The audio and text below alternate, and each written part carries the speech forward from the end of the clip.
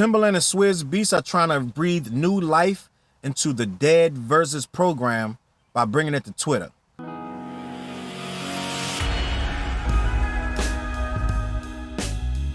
What up, words? Your boy Charles Brown back again, talking facts. Hit that like button, hit that subscribe, hit that notification bell. Make sure you send those Cashaps to CLBMG. We appreciate you.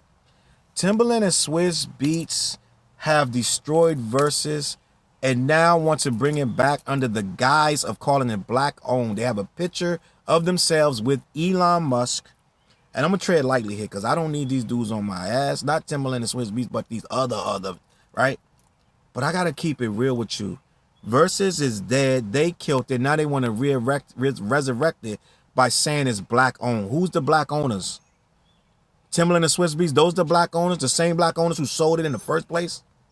The same black owners who are bringing it back with Elon Musk hugging up in the picture with them, when Elon Musk is 100% has shown himself to align himself with white supremacist ideologies. He clicks like on white supremacist ideologies and posts. He comes from South Africa where they had Africans mining their sapphire mines. That's his family's claim to fame. That's where they got their riches from. Africans going into mines, killing themselves, pulling out jewelry. This is the guy. And listen, I don't know enough about Elon Musk to say do business with him or don't do business with him. I just know enough to know that you're not going to tell me something's black owned and then put it in Elon Musk's hands. Let me just start there. But at the end of the day, they're trying to bring back Verzuz, which is a dead commodity, because they killed it. They killed it. Now, I've documented, I have videos going back last year saying Verzuz was dead. They killed it. They blew it. They stumbled. They fumbled. They tried to do too much, and they lost it. They lost the momentum because they didn't know what to do with it in the first place. It was born organically, and then they tried to make money with it, and that's when they lost the whole crowd. The simple fact, now you can make money with it, and I understand everybody was complaining in the beginning, we can't hear him, your mic's off, da-da. I get it. I get it. It was kind of wonky, and it was like, Method Man gonna go against Redman. Method Man's in his house, and Redman's in his house, and one speak louder than the other. I get it. I get all that, and it was goofy. So we needed to put some money into it. Da-da-da-da. We got money into it.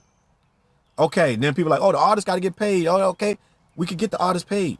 We can do all that. All of that, we can do that. We don't got to ruin it.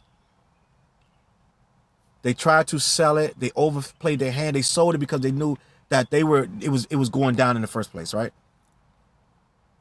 Now they're coming back with this black-owned angle. Black-owned angle. How you going to save Verzuz just because it's black-owned? First of all, if y'all don't fix the problems that you have with it, there's not going to be any need for it. We're not going to kid that it's on Twitter or anything like that. Second of all, I was watching Roland Martin, and he made a good point. He said, why wouldn't you put it on a black-owned app if you're going to go with this black-owned angle? There are many apps out there that's owned by black people. You could have put it on their apps. Started from there. And drove the business to that app. Right? No, they didn't want to do that. My problem with this is, and I'm starting to see something that's a little disturbing. I didn't think that this was true, but it's starting to become unavoidably correct. A lot of these black guys who get money and be in the throes of these elite whites, and I'm not saying in a bad way, I'm just saying it is what it is, right? They do start to adopt those mentalities of buy, sell, buy it low, sell it high. They get that mentality, and people become casualties in that mentality. It's, we bought it for this, we got it for free, and now we sold it for $2 million. But Verzuz wasn't created as a business to be bought and sold. Verzuz was the love of the culture. Our love of our culture that you guys found a way to exploit, right? Oh, we're going to pit this guy versus that guy, this guy versus that guy. Bunch of hip-hop heads. Oh, we all tuning in. Oh, Ray versus Ghost. We want to see this. Oh, Gucci Man versus Yeezy. Like, we were exploited so this thing could grow and get its financial partnerships and sponsorships, right?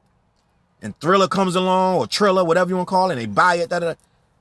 But the casualties are the hip hop heads who were benefiting the fake ass we're doing this for the culture, and we're going to expose all these old school artists. Profiles are going up because they were being featured on this show. Whoever, Big Daddy Kane and Carrots, whoever it was, they got featured. The catalog went up. Everybody remembered them all of a sudden. Now everybody wants to go play the music, and now the catalog is up. And it was great. And like they say, for a time, it was good, right? Then they stopped wanting to do this shit anymore. They stopped caring about it. They started letting anything go because they got other stuff going on. So let's just sell it. Let's just sell it. We'll just sell it. Let them. It'll be fine. We'll still run it. Dude's on a boat somewhere talking about we sold it. He ain't even in the States. He's on a boat somewhere. Yeah, it got sold. What happened? Right? Verzuz picked the culture clean, and when they started feeling like they couldn't pick it no more, they sold it. The problem with that is it left a lot of people with a bad taste in their mouth because you sold it to some white people. Mind you, this is all black people being put on Instagram and wherever else, rapping their ass off, their old hits and whatever the new stuff they got coming on for your channel, for your benefit. And then you just sold it. This thing could have been something for years. And I was listening to, I think it was Roland Martin again, when he was saying, make it a tour. It would have worked. I never thought of that. You could have made Verzuz tour and put all these old artists on this tour and did Verzuz right there. This thing would have been massive. But they don't have time for that. They too busy. They got this and that. They got their whole lives and they making new beats for this guy. And I get it. You could have got somebody else to run this, stealing the culture, and made this thing what it was. This was a moment. It's never coming back. I'm just going to be honest. The only way they're going to make it come back and what's going to make it worse, they're going to get a lot of young people. They're going to start doing young people. Oh, this guy versus that guy. Lil Uzi Vert versus insert Rod Wave. It's going to be this young stuff, which is whatever. That's not what it was for. But that's the only way you're going to get this thing to work. Because all of the glory that you did, you threw it away because people can't trust you no more. So yeah, it's going to make some moments and you're going to do, oh, this guy versus that guy. It's never going to be what it was, ever. Because people don't trust you to handle it right. So I feel like the culture that you took and used to build it, you did a disservice because you had a moment where you could have took this thing through the roof. This could have been a 10-year run.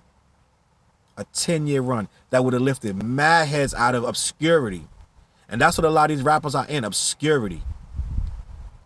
A lot of these guys are doing goofy clown moves just to get a buzz. You got Melly Mel out here dissing Eminem, and you got Benzino doing the same damn thing just to get a quick little buzz. Right? They just doing anything now.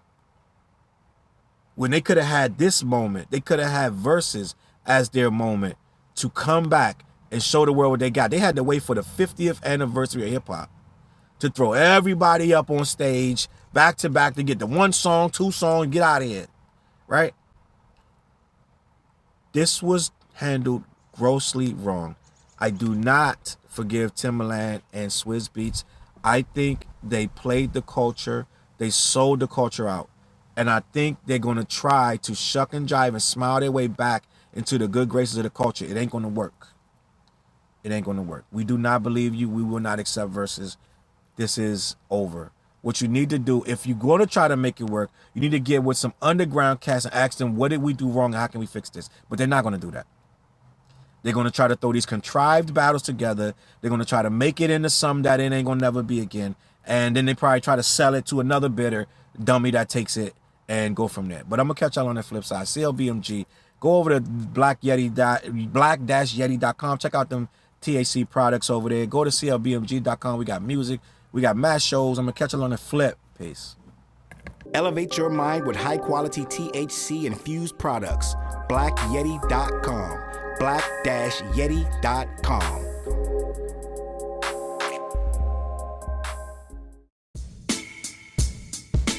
CLB.